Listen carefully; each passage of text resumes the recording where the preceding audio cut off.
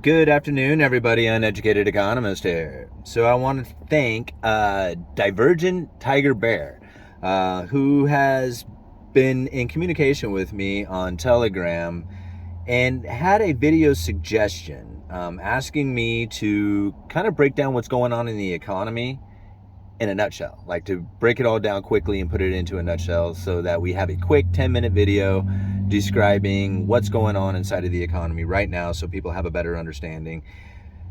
And I don't know if I can do that in a 10-minute video. And I answered her back and said, well, maybe I could do like a video series and we can kind of break it down into like maybe a handful of videos that gives us an idea of what's going on in the economy. Because I think if you try to break it down quickly into like a 10-minute video, we're going to find that there are so many other working parts and ideas and theories and possibilities that there's no way that we could really get a good understanding inside of 10 minutes. But I'm going to do my best to try and give you the uneducated economist, layman's terms idea of what is going down in the economy right now.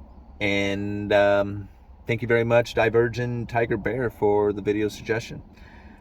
So really, I think probably the best thing to understand is the fiat currency system comparatively to a gold standard. So if you have no clue of how the money system is operating or what the dollar really is, because a lot of people still anticipate the dollar being backed or has this idea that if there was a dollar failure, there's gold that's going to back the dollar. Like they have this sort of anticipation behind it from the gold that is stored at Fort Knox. There's like, I don't know what the exact number is, but there's enough gold at Fort Knox to operate the government for like a month or something like that. I don't even know if it's that long anymore. But like nobody really considers the gold at Fort Knox to be any kind of backing to our currency. That is some kind of false like narrative that has been put out there that many people believe, but anybody who truly understands the system doesn't really fall for that idea at all, that the gold in Fort Knox is backing our currency. It was used as a credible threat or a ploy or just to kind of give that confidence to the people that the gold is there to back the currency. But there's really just simply not enough there to even remotely come close to backing our currency. It's just simply not enough. So the dollar is not backed by gold. It's backed by a promise to pay. That's it. It's like it's backed by other people's debt. And that's really what it comes down to, is the government's debt. And it's not just the government's debt, it's the government's promise to pay. And the way they do that is by promising the world that men with guns will come and take everything that somebody owns if they don't pay their taxes. Right? I mean, that's really what it comes down to. And so with this ultimate threat of not only, I mean, across the entire world, but, against their citizens as well, they're able to have this currency that has a lot of value behind it because it is backed by that ability. I mean, that's the simplest way to kind of understand it. So now we have this dollar that is guaranteed to tax its citizens in order to give it value. We have something that we can now use to create debt, to make exchange with, to do all kinds of stuff, right? Now, this is where the dollar really gets its value, is by this taxing of the people. However, when you go and you look where the dollars come from, how it's created, who owns them, and then where is this dollar like actually getting its creation from, right? This is a very broad question because it can go on for hours about like how this is actually done. But I'm going to try and explain to you very simply. The Federal Reserve is the creator of the currency. So if we take a Federal Reserve note, like a dollar, just a simple $1 bill, this is a Federal Reserve note. A note is something that is due back to the Federal Reserve plus an interest rate. Okay, so that's what a note is. It's a promise to pay or a promise to be paid, one or the other. So this is what the Federal Reserve note is. Now, if you look at what a silver certificate is, because a silver certificate is what was used prior to, and considered a dollar prior to the Federal Reserve. So a silver certificate was more of a claim ticket. It was more of a promise that there was a piece of silver sitting on a shelf somewhere, and if you took this dollar to the bank, you would be able to get that piece of silver back for it. So it wasn't exactly like a promise to pay, it was more of a claim ticket. Like a silver certificate wouldn't exist if there wasn't a silver piece of silver sitting on a shelf somewhere. like backing that dollar. But the Federal Reserve, they print up this money, and then they go and they buy U.S. debt with it. Now, they can't just go and directly buy U.S. debt. That would be illegal. It's against their charter. What they do is they buy the U.S. debt from the primary dealers, which are the big banks out there. Now, this is where it gets really complicated, because most people kind of, if they haven't already gotten lost by this whole concept, this is where they really get lost on it. So now, the U.S. government creates a bond. Now, a bond is a promise to pay. It's just a loan. It's like an IOU. Kind of not necessarily like the Federal Reserve note, but, you know, you can kind of imagine a piece of paper, right, that has what they refer to as coupons along the bottom of it. These coupons are interest payments. So if you had a $100 bond that was guaranteed to pay 10% interest over the next 10 years, it would have a $100 face value that in 10 years, this thing would be able to be cashed in for $100, and it would have 10 coupons along the bottom of it. And once a year, you could rip off a coupon that would be worth 10%, take that down to the bank and get $10, right? And then after all the coupons were gone after the end of the 10 years, you would go and get your money back for the face value of the bond itself. That's the simplest explanation of a bond. And so now when you hear bond yields, prices fall and yields rise, or yields fall and prices rise, is because this bond won't change, right? It's a $100 face value. It has the 10% coupons attached to it. But what I can sell it for to somebody, like, I mean, it's not going to change. It's $100, 10%. That stays the same no matter who I sell it to, right? But the price that I sell it to them for can go up or down. And what the investor gets after they have cashed in all those coupons plus the $100 face value will go up or down comparatively to how much they have paid for it, right? So that's the yield, and that's why the prices fall and the yields rise. So as the prices of these bonds come down, what the investor is going to get after the interest payments and the face value is going to go up. That's really important to understand, because these bonds end up on the balance sheet of the Federal Reserve. Okay, so we have the Federal Reserve and we have the Treasury, two separate things. A lot of people need to put that into their heads, that the Federal Reserve Bank is not part of the government. It's neither federal nor does it have reserves. It's not like that at all. It's not part of the government. What it is, it's a bank that has a printing press to it. Now, this is the simple, like, again, it's much more complicated than what I'm putting it, but I'm just trying to give you the nutshell version of this, right? So now the Federal Reserve, they have this printing press where they can create these dollars at will, as many as they want, right? They don't have to, it doesn't take any special talent or skills to do it, right? They just can print up as many as they want. But when they buy them, they have to buy them from the primary dealers. Now, the primary dealers go to auction at the U.S. Treasury. So the U.S. Treasury wants to sell bonds. They need to fund the government. The government wants to do some spending or whatever. So they create the bonds. The Treasury is then going to go put them into auction to sell them. The big banks, like the J.P. Morgan, Goldman Sachs, those guys, they're the ones who step up at the auction and buy these U.S. Treasuries. Once they have purchased these U.S. Treasuries, then the Federal Reserve will go and purchase those Treasuries from those big banks.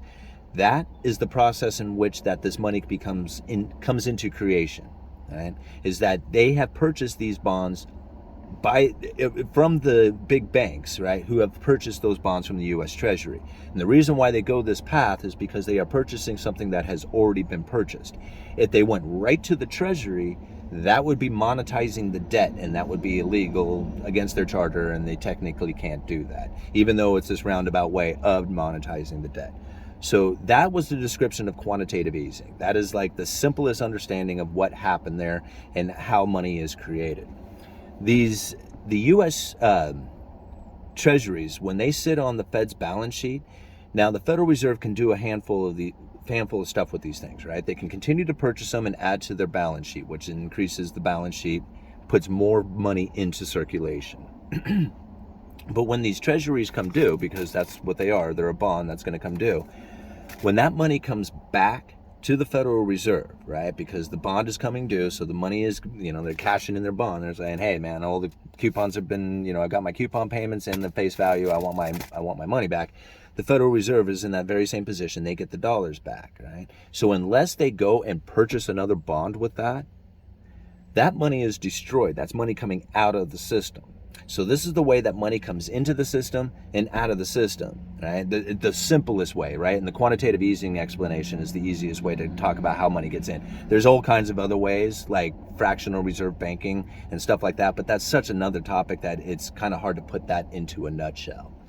So now we have this money that has been created by the Federal Reserve, purchased from the big banks who had purchased those treasuries from the Treasury itself at that auction. So now the Federal Reserve is sitting in a position in which they went into quantitative easing, where they have loaded up on these bonds, putting a bunch of money into circulation, which didn't actually go into circulation. It just sits on the balance sheets of these, or sits in reserves on these big banks. And unless people borrow that money into the circulation, it just sits there as reserves on these big banks' balance sheets. So all that money printing doesn't necessarily make it into circulation. Okay, so that's something else to understand, because now we're going on to the opposite side of this thing, where the Federal Reserve is going to be tightening up the currency, right? And this is where the money starts coming back in. They can let the bonds mature all on their own, or they can sell those into the market. Either way, that's money coming back to the Federal Reserve, and unless they move that into either new bonds, or that essentially that's how they would do it, or somehow maybe did currency swaps or did something else with that money. But if they don't do that, that comes back to the Federal Reserve and essentially gets destroyed. And that's what we are now experiencing with the monetary tightening from the Federal Reserve and the lifting of interest rates. Now, how the Federal Reserve establishes those interest rates, this is a very complicated situation on how they do it, because they have changed it from the effective fund rate, which they still use, the effective fund rate, but it's been moved over to the repo facility on how they adjust the interest rates in order to achieve this effective fund rate.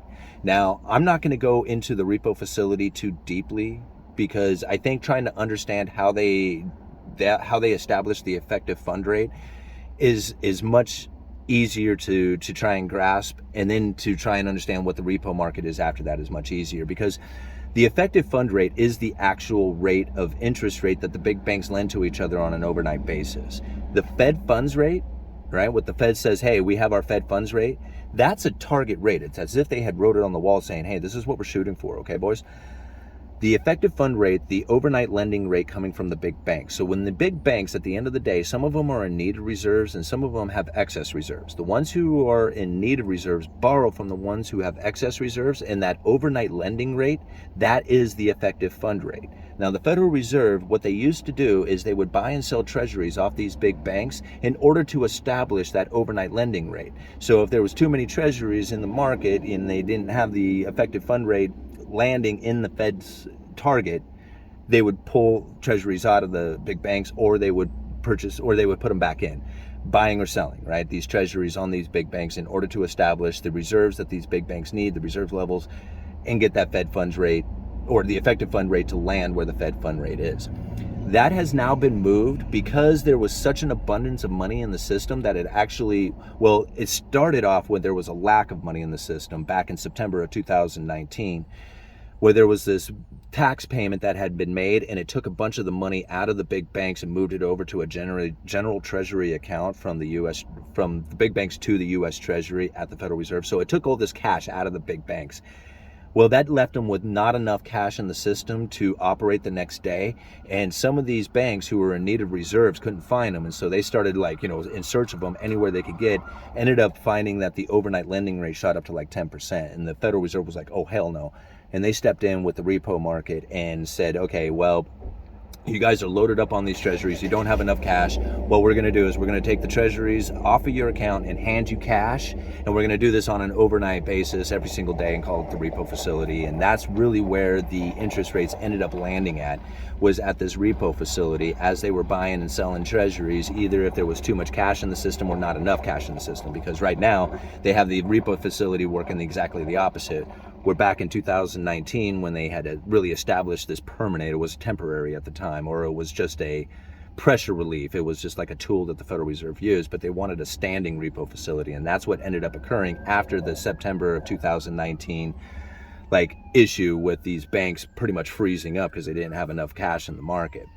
So that's where the Fed is actually establishing the Fed funds rate is through the repo facility, where it used to be done on this overnight lending rate from the big banks. They still do that, but the repo facility is where they establish basically the low end, and then you have the high end channel on how the Federal Reserve is establishing that Fed funds rate. I believe they call this, if I'm not mistaken, a belt and suspenders style of establishing that Fed funds, if I got that right. So anyway, hopefully you guys understood all that. That was really complicated. So if you are new to economics, that probably just blew you away on how the Federal Reserve gets money into the system and how they establish the interest rates.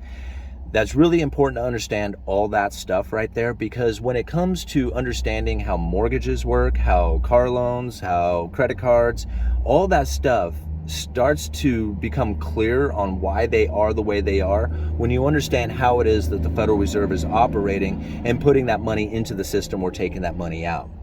I'm going to leave it there. I think that's enough for this particular video. So now that we understand like how the Federal Reserve injects money, takes money out, and gets that Fed funds rate that establishes that interest rate, now we can talk a little bit more about what is occurring with like the inflation, the supply chain, and stuff like that. So I'm going to leave it at that. Thank you very much again, Divergent Tiger Bear, for the video suggestion. And I think this is going to be a great conversation. And all right, Uneducated Economist, you guys let me know.